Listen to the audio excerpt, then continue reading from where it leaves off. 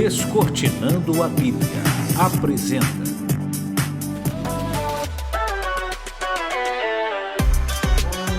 É muito gostoso, vocês não sabem como eu me sinto realizado em estar aqui com vocês. Eu me sinto muito feliz em estar tendo a audiência de vocês, em vocês estarem compartilhando esse vídeo, em vocês estarem aqui ajudando a gente.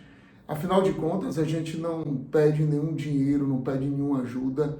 A gente só está aqui para elaborar esse programa Descortinando a Bíblia, para ensinar você a compreender mais sobre a Bíblia, a ter mais noção sobre as Escrituras Sagradas, a que você possa crescer espiritualmente. Eu quero alertá-los e lembrá-los também que o objetivo desse programa não é nenhum proselitismo para uma denominação especial. Muito embora eu pertença a uma religião, eu tenho minha crença, eu tenho o meu credo, eu professo um segmento religioso, mas eu não estou aqui para poder desmerecer ou ofender a crença ou a religião de quem quer que seja que esteja assistindo esse programa. Haja vista que nós vivemos num Estado democrático de direito e nós não podemos agredir a consciência nem a preferência ou escolha da pessoa ao qual credo ele quer se filiar ou não se filiar a nenhum credo, pois nós sabemos muito bem que a discussão de forma agressiva, ofensiva, ela não contribui, não corrobora para que ninguém possa ser aproximado um do outro. Temos sim que respeitar. Por isso eu quero saudar aos meus irmãos espíritas, aos meus irmãos umbandistas que estão assistindo este programa, aos meus irmãos evangélicos que estão assistindo esse programa, aos meus irmãos católicos, aos meus irmãos protestantes, aos meus irmãos judeus, aos meus irmãos muçulmanos, aos meus irmãos hindus, aos meus irmãos que não professam religião nenhuma, que não acreditam em nada. Eu também desejo e quero saudar todos vocês, porque vocês são meus irmãos. Todos nós somos irmãos. Todos nós pertencemos ao mesmo barco. Afinal de contas, nós somos moradores deste grande planeta, o planeta Terra. Muito embora ele não esteja muito agradável, ele não esteja bem, nós somos moradores deste planeta. Eu quero aproveitar o ensejo, eu quero pedir a vocês um grande favor. Porque é o seguinte, vocês estão vendo que esse programa não divulga nada, a gente não tem publicidade de nada. Não é que a gente é contra a publicidade, não, a gente não tem patrocínio. A gente não pede ajuda, a gente não está pedindo dinheiro para você. A única coisa que a gente pede é que você se inscreva nesse canal, se você não está inscrito, e que você divulgue para que outras pessoas possam se inscrever. Nós estamos numa meta, nós temos que atingir 1000 inscritos neste programa, porque quando nós atingirmos 1000 inscritos aqui no YouTube, o YouTube vai reconhecer esse canal como um canal útil e ele vai começar a disparar para que outras pessoas possam ter acesso a esses vídeos que são postados aqui, que é o programa Descortinando a Bíblia. Então o que é que acontece? Eu quero que você se inscreva nesse canal, você dê um joinha, aperta aquele sinalzinho de positivo, aperta o sininho para que você possa ser alertado todas as vezes que a gente posta alguma programação nova, algum vídeo novo, e compartilhe. É muito simples. Você vai fazer o seguinte, você chega embaixo, onde tem essa seta curvada, que a gente está mostrando aí embaixo no layout, você vai clicar nessa seta. Quando você clica nessa seta, ele vai dar a opção para que você copie. Ou você copia, ou você compartilha no message do Facebook, ou então no Twitter, ou em outras redes de compartilhamento, de redes sociais que estão ali embaixo, que são elencadas.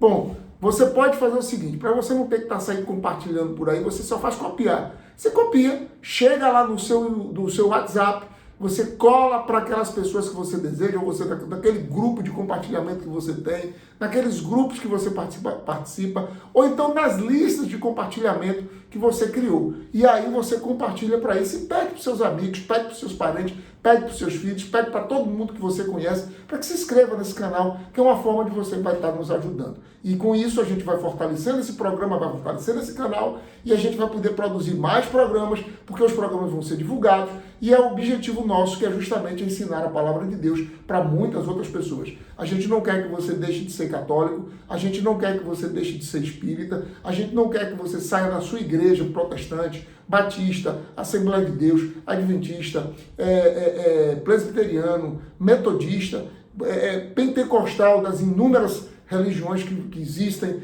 Não, a gente não está aqui para discutir sobre qual doutrina é a correta, qual doutrina é errada. Não, a gente não vai ofender. Esse não é o objetivo nosso, a gente não está aqui para machucar ninguém. Até porque é muito chato, é muito conveniente a gente acabar tendo que ofender as religiões um do outro. Cada um segue o que quer, cada um professa o que quer. Se você não quer professar nada, não professe nada, não acredite em nada. Isso é um direito seu.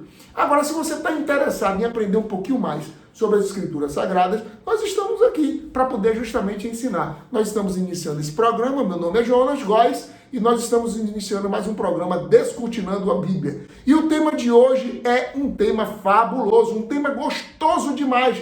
Ele é tão gostoso que eu já vou começar fazendo essa pergunta para você. A salvação existe? Como é, Jonas? Espera aí, calma, rapaz. Não, eu quero perguntar, eu estou perguntando.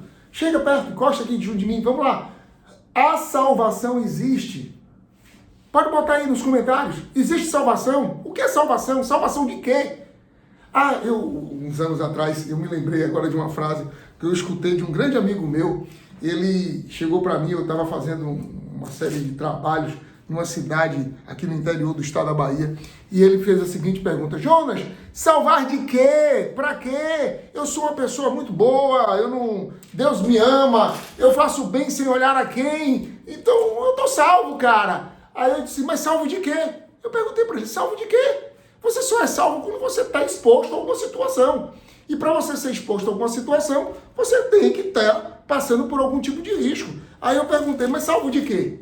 Aí ele balançou, pois é, eu pensei que você ia falar alguma coisa da Bíblia. Não, eu não estou falando nada da Bíblia. Eu estou perguntando por que você está me dizendo que você está salvo. Salvo de quê? Então eu pergunto, existe salvação? O que é salvação? Para que tem esse nome? Por que os cristãos costumam falar tanto dessa palavra salvação? Salvo de quê? Quando a Bíblia ensina que Deus criou este mundo, né? Criou este planeta. E quando ele criou esse planeta, ele colocou os dois primeiros seres para povoar este planeta, para habitar desse planeta, para cuidar deste planeta. E a Bíblia fala que o nome desses dois cidadãos era Adão e Eva, era um casal.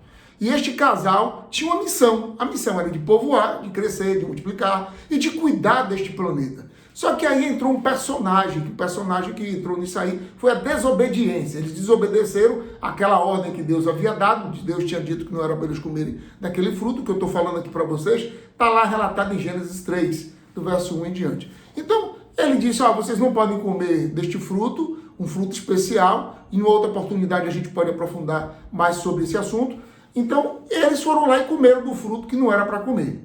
E quando eles comeram do fruto que não era para comer, Deus tinha alertado que iria acontecer alguma coisa se eles assim o fizessem. E qual foi o alerta que Deus deu? Está em Romanos, no Novo Testamento, livro de Romanos, capítulo 6, verso 23. Romanos, capítulo 6, verso 23. E diz lá, pois o salário do pecado é a morte. Salário é a consequência do pecado, o resultado do pecado é a morte. Mas o versículo não para aqui, não, o versículo prossegue. E o versículo conclui dizendo o seguinte, mas o dom gratuito de Deus é a vida eterna em Cristo Jesus, nosso Senhor. Vou ler novamente, que é para poder vocês pegarem com toda a clareza do mundo. Pois o salário do pecado é a morte, mas o dom gratuito de Deus é a vida eterna em Cristo Jesus, nosso Senhor. Então vejam que a consequência do pecado, o resultado do pecado é a morte. O final do pecado é a morte. Mas Jonas, espera aí, que coisa horrível, que negócio feio isso aqui. Aí a Bíblia também fala que todos pecaram e todos estão destituídos da glória de Deus. Não existe nenhum ser humano aqui nesse planeta que não tenha pecado. A Bíblia diz isso. Mas tem alguma forma, existe alguém que pode dar salvação para a gente? Tem. A Bíblia... A pergunta que o carcereiro fez, o que é que eu preciso fazer para ser salvo? E respondeu então Paulo e Silas, Atos 16, 30 e 31. Então tirou-os para fora, dizendo, senhores, que é necessário que eu faça para ser salvo? Respondeu-lhe eles, crê no Senhor Jesus Cristo e será salvo tu e tua casa. Então, A salvação é feita, é dada, é concedida única e exclusivamente através de Cristo. Vejam que a gente viu lá que o salário do pecado é a morte. O resultado do pecado é a morte. A consequência do pecado é a morte. Mas o dom gratuito de Deus é a vida eterna em Cristo Jesus. Não há outra forma da gente ser salvo, a não ser através de Jesus Cristo. Por quem eu posso ser salvo? Quem é que pode me salvar? Quem é a pessoa que dá salvação pra gente? Jonas, espera aí.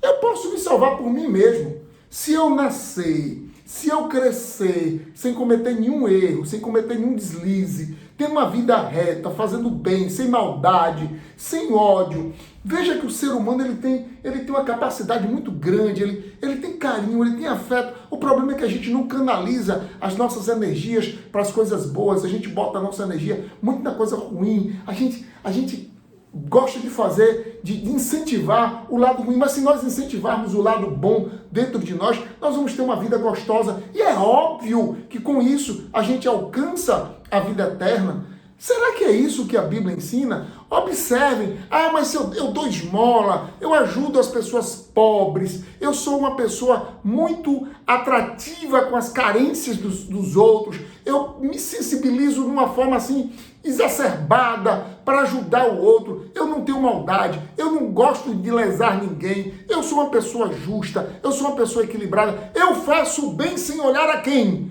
É isso que a Bíblia diz. Olha o que é que diz lá em Atos capítulo 4, verso 12.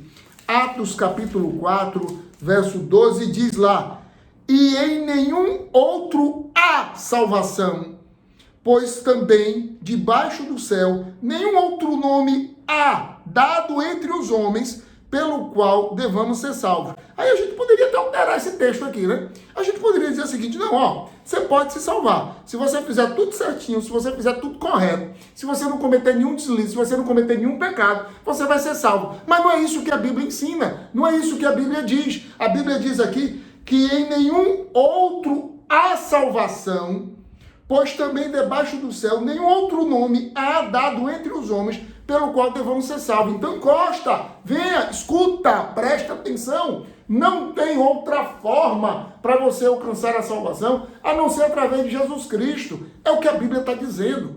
Eu não estou dizendo para você se tornar crente, eu não estou dizendo para você virar evangélico, eu não estou dizendo para você virar católico, eu não estou dizendo para você virar espírita, eu não estou dizendo para você virar budista, eu não estou dizendo para você ser hinduísta, para você ser muçulmano. Não estou falando nada disso. Eu estou dizendo que o que a Bíblia ensina é que não tem outra forma para você conseguir a salvação a não ser através de Jesus Cristo. Então, se você acredita na Bíblia, e a Bíblia diz que o salário do pecado, a consequência do pecado é a morte, e quando fala da morte, não está se referindo a essa morte que a gente conhece aqui. Está falando da morte eterna. Peraí, tem uma morte eterna? Tem, que é um próximo encontro nosso, próxima lição, que nós vamos estudar, a gente vai falar sobre a morte. A gente não vai entrar nesse assunto agora. Mas observe. Então, existe essa morte que a gente vê, que muitas pessoas morreram agora de Covid, muitas pessoas morreram pela guerra, muitas pessoas são alvejadas pela violência urbana que é vivenciada, principalmente nesses últimos dias aqui no nosso país. Mas a morte que a Bíblia está falando não é essa. A morte que a Bíblia está falando é a morte eterna. E a consequência final do pecado, o resultado final do pecado é a morte eterna. E a única forma de nós nos livrarmos da morte eterna é através de Jesus Cristo, porque Jesus Cristo faz isso.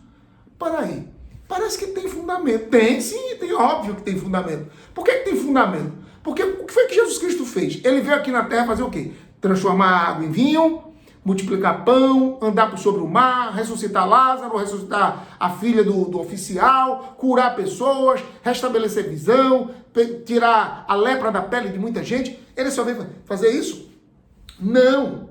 Ele veio justamente restabelecer, restaurar, propiciar a nós seres humanos um caminho de volta, de paz com Deus. E quando a gente fala de salvação, a gente remete muito, mas muito mesmo, a uma série de dogmas que a sociedade, que as pessoas, que as várias culturas da humanidade possuem. Eu vou citar aqui alguns exemplos. A mitologia grega, ela dizia o seguinte, nós teríamos que aplacar a ira dos deuses. E como é que nós aplacávamos a ira dos deuses? Fazendo obras, fazendo ações, realizando coisas que propiciassem a satisfação daqueles deuses. Quando você vai para a mitologia egípcia, você também encontra esse tipo de discurso, esse tipo de pregação, esse tipo de incentivo. Aí, resultado. Mas a Bíblia fala dessa forma? Não, a Bíblia não fala desta forma. A Bíblia não diz que a salvação é desse jeito. A Bíblia ensina diferente. A Bíblia é uma das poucas, ou não sei se existe mais alguma outra religião, mas é a única forma que você tem de encontrar a salvação é através de Jesus Cristo. E aí surge o cristianismo. O cristianismo ensina isso, que nós somos salvos através de Jesus Cristo. Então, se somos salvos através de Cristo, e a Bíblia ensina que é por esse caminho, esse é resultado de quê? Daquilo que Deus fez por nós. Fez aonde? Lá em São João 3,16, diz lá, João 3,16. João capítulo 3, verso 16. João 3,16 diz: porque Deus amou o mundo de tal maneira que deu seu Filho unigênito, para que todo aquele que nele crer não pereça, mas tenha vida eterna. Veja que a dádiva de Deus ter dado Jesus Cristo para a salvação da raça humana foi justamente do amor. Deus não é fonte do amor. Deus não é a essência do amor. Deus, ele criou o amor, ele dá o amor, ele propicia o amor, ele fornece o amor, ele estende o amor para todos os seres humanos. E isso é maravilhoso, isso é esplêndido, isso é muito gostoso. Por que é gostoso? Porque é o seguinte, como é que a gente vai saber que esse amor que Deus tem para comigo e para com você é verdadeiro? Olha como é que Deus vai provar que ele nos ama. Romanos 5, versículo 8. E diz aqui: mas Deus prova seu amor para conosco pelo fato de que Cristo morreu por nós, sendo nós ainda pecadores. Ele não morreu por nós porque a gente era bonzinho. Ele não morreu por você porque você havia aceitado a Ele como seu Salvador. Ele fez tudo isso antes de nós darmos o passo de ir ao encontro dele. Antes de nós aceitarmos, antes de nós existirmos, Cristo já havia se oferecido para morrer por nós, pelos nossos pecados. A isso dá-se o nome de plano da redenção. Agora, será que todos pecaram? Será que toda a raça humana cometeu pecado? Não, Jonas, eu acho que não. Eu acho que nem todos pecaram, nem todos cometeram erro. Existem pessoas tão boas, existem pessoas que fazem coisas maravilhosas, existem pessoas que não têm maldade. Olha o que a Bíblia diz em Romanos capítulo 3, verso 23 e 24. Aí mesmo no livro onde você está. Pois todos pecaram. Olha o que a Bíblia está dizendo.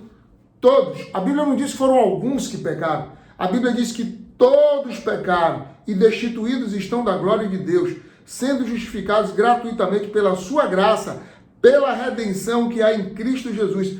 Gente, aqui está uma clareza fabulosa. Por quê? Porque ele usa que todos, a palavra que está aqui são todos. Aqui não diz que são alguns, aqui não diz que foi uma parte da população que pecou, aqui está dizendo que todos pecaram. Todo ser humano é pecador. Se todo ser humano é pecador, se todo ser humano está no erro, se todo ser humano errou, a consequência para toda a raça humana vai ser o quê? O castigo eterno, que é a morte. A consequência é que é a morte. Mas ele também propicia um caminho alternativo para aqueles que desejam. É a salvação que há em Cristo Jesus. Só que ele não impõe a salvação. Ele não força, ele não dá a salvação de forma abrupta. Ele não chega e diz, você vai ter que se salvar. Não. Ele estende essa salvação. Ele concede essa salvação para aqueles que o aceitam. E vamos lá. E para por aqui? Não. Olha o que é que diz aqui. Mas o que é salvação então, Jonas? Para que é salvação? Em São João, capítulo 1, verso 12, fala de uma palavra que eu gosto muito, que a língua portuguesa, ela tem muitas palavras que não tem muita riqueza, mas tem outras que tem. Por exemplo, a palavra remissão. Remissão no português tem remissão com 2 S e tem remissão com C cedilha. Remissão com C cedilha é quando você alcança o perdão ou o pagamento de algo que você deve através das suas obras. Através do pagamento de alguma coisa de um esforço que você realizou para alcançar aquela remissão. Remissão com C cedilha. Remissão com 2S, não. Remissão com 2S, você não faz nada. Você recebe aquilo sem precisar fazer coisa nenhuma, sem precisar pagar nada. Simplesmente você alcança aquela remissão. E foi essa remissão com 2S que Deus concedeu para nós seres humanos. Olha o que é que diz em João capítulo 1, verso 12. João 1, 12. A clareza é fabulosa da Bíblia, viu? Eu sou encantado, eu sou apaixonado pelas Escrituras. Porque diz aqui, ó, no entanto, a todos os que receberam, aqueles que creem no seu nome, deu-lhes o poder de serem feitos filhos de Deus. Caramba! É isso mesmo, Jonas? É! Olha o que é que diz aqui. A todos os que receberam, receberam quem? Jesus Cristo. Todos aqueles que receberam Jesus Cristo, todos aqueles que aceitaram a Jesus Cristo, todos aqueles que confiam em Jesus Cristo como seu Salvador, eles se tornam não só salvos, não tem só a remissão dos seus pecados, eles se tornam filhos de Deus. Então você é um filho de Deus se você já aceitou Jesus Cristo como seu Salvador pessoal. Você está apto a morar na vida eterna, até a vida eterna, a não provar dessa morte que é a consequência do pecado. Então, olha, presta atenção, observa aqui. Como é que isso acontece? Como é que se processa isso na vida do crente, na vida da pessoa, na vida do ser humano? Como é que se processa essa situação? Aqui mesmo no Evangelho de João, no capítulo 3, verso 3 a 6, Jesus Cristo explicou isso para um rapaz chamado Nicodemos. E ele começou dizendo o seguinte: respondeu Jesus Cristo, em verdade te digo, que quem não nascer de novo não pode ver o reino de Deus. Perguntou-lhe Nicodemos, como pode um homem nascer sendo velho? Poderá voltar ao ventre da sua mãe e tornar a nascer? Jesus respondeu, em verdade te digo, que aquele que não nascer da água e do Espírito não pode entrar no reino de Deus. O que é nascido da carne é carne, mas o que é nascido do Espírito é Espírito. A gente, quando lê esse texto, a gente fica encantado porque o texto fala de nascer de novo. E a palavra que aparece aqui em grego não é nascer de novo. É gene anatoten, que quer dizer nascer do alto. Gene, nascer. Anatoten, alto.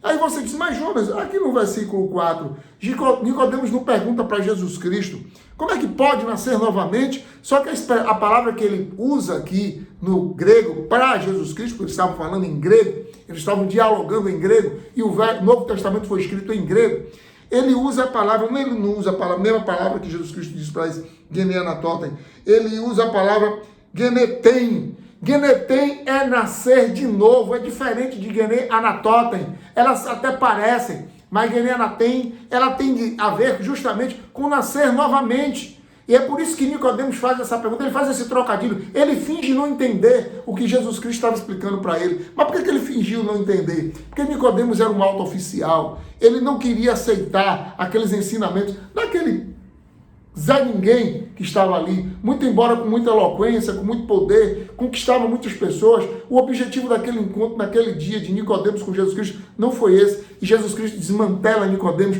quando ele diz, olha Nicodemos, se você não nascer do alto, você não pode ver a Deus. Porque nascer do alto, e ele explica aqui, o que é nascer do alto. Já responde Jesus, em verdade te digo, que aquele que não nascer da água e do Espírito não pode ver o reino de Deus. Você já deve ter ouvido algumas pessoas pregarem, falarem, ensinarem, que nascer da água é ser batizado. Se a Bíblia parasse aqui, até que a gente poderia acreditar que nascer da água é ser batizado. Não, mas vai muito mais. A Bíblia diz que Jesus Cristo é a água da vida. Então, para que a gente possa ter a salvação, ter a vida eterna, a gente precisa nascer de Cristo. E nascer de Cristo é se tornar uma nova criatura. É por isso que tem muita gente, às vezes, que dizem que aceitaram a Cristo e começam a seguir uma religião. Mas eles estão seguindo a religião, não estão conhecendo a Jesus Cristo, não conhecem a Jesus Cristo, não sabem o que é Jesus Cristo, não conhecem a pessoa de Jesus Cristo, não tiveram experiência com Cristo. Seguir a Cristo é muito mais do que filiar-se a uma igreja. Seguir a Cristo é muito mais do que se autodenominar como cristão. Seguir a Cristo é ser um amigo de Jesus, é estar com Jesus, é andar com Jesus, é relacionar com Jesus, porque Jesus Cristo quer isso. Jesus Cristo não é uma pessoa estática, uma estátua, ele não é um ser fictício, ele não é invenção do homem, ele existe, ele não só viveu aqui no nosso planeta, mas ele existe e ele está estendendo a mão para cada um de nós e ele quer dar a salvação para mim e para você. Agora, venha, chega aqui e escuta só. Jonas, tudo bem. Como é que você prova que Deus nos ama? Existe alguma prova deste amor? Mas, rapaz, eu já mostrei tanta coisa para você aqui na Bíblia. Eu já mostrei que ele amou tanto a gente que deu Jesus Cristo para morrer por cada um de nós. Eu já mostrei para você aqui na Bíblia que a consequência do pecado é a morte, mas o dom, algo de graça, é Jesus Cristo. Eu já mostrei para você que Deus está dando a cada um de nós a remissão com 2 S dos nossos pecados. Mas a Bíblia fala, a Bíblia responde o que você está perguntando. Olha o que é que diz em Romanos capítulo 5, verso 8. Romanos, no Novo Testamento, capítulo 5, verso 8. Mas Deus prova o seu amor para conosco pelo fato de que Cristo morreu por nós, sendo nós ainda pecadores. Aqui está a prova. Aqui está a prova do amor de Deus para comigo e para com você. Olha o que é que diz. Mas Deus prova seu amor para conosco pelo fato de Cristo ter morrido por mim e por você, quando nós ainda não o conhecíamos, como nós ainda não sabíamos quem ele era. Sim, mas para mais aí, não. Termina aqui? Não termina aqui não. Continua. E continua e vai muito mais além do que isso. Vai muito mais além. Por que vai muito mais além? Porque a Bíblia diz que a salvação que Deus estende para nós, ela não para aqui nesse momento. Olha o que é que diz em Filipenses capítulo 3, verso 20 e verso 21. E diz aqui: nossa pátria, porém, está nos céus, de onde esperamos ao Salvador, o Senhor Jesus Cristo, que transformará o nosso corpo de humilhação para sermos conforme o seu corpo glorioso, segundo a sua eficaz poder, de sujeitar também a si a todos as coisas. É um sentimento de Deus para com a gente, é gigantesco. E neste momento eu quero perguntar para você, a nossa pátria, o mundo, não é esse que a gente está aqui. A gente viu na lição passada que Deus está preparando um lugar especial para a gente. A Bíblia mostra o que é que vai ter neste lugar. Agora a Bíblia apresenta para você o que é a salvação. Salvação de quê? E ele diz que a nossa pátria, porém, está nos céus, de onde esperamos o Salvador e Senhor Jesus Cristo, que transformará o nosso corpo de humilhação para ser conforme o seu corpo glorioso, sem dor, sem doença, sem sofrimento, sem perseguição, sem violência, sem agressão física, sem agressão verbal, sem corrupção, sem nada destas características que nós estamos vivenciando neste mundo de pecado. E nesse momento eu quero perguntar para você, você quer fazer parte deste grupo? Você quer aceitar Jesus Cristo como a Bíblia ensina, como seu Salvador pessoal? Ouça.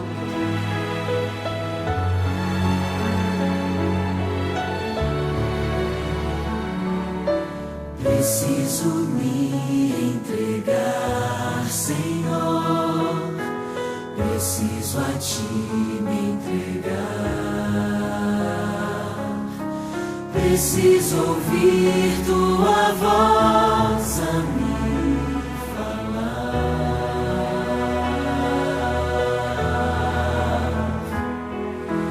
Não tenho nada a Te oferecer, somente um coração puro e pecador. Mas aqui estou, me aceita, Senhor.